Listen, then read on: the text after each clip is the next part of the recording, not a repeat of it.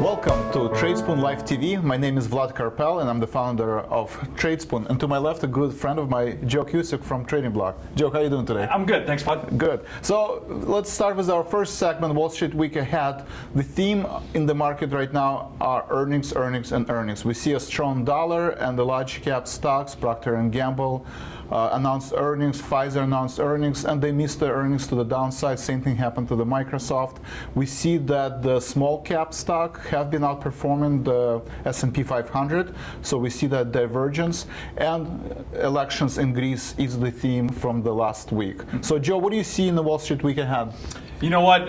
Volatility. That's what we see. As a matter of fact, even today, watching the action here on Wednesday, we had Apple come out last night, had really good earnings, and that was a bit of a relief because a lot of eyes were on that.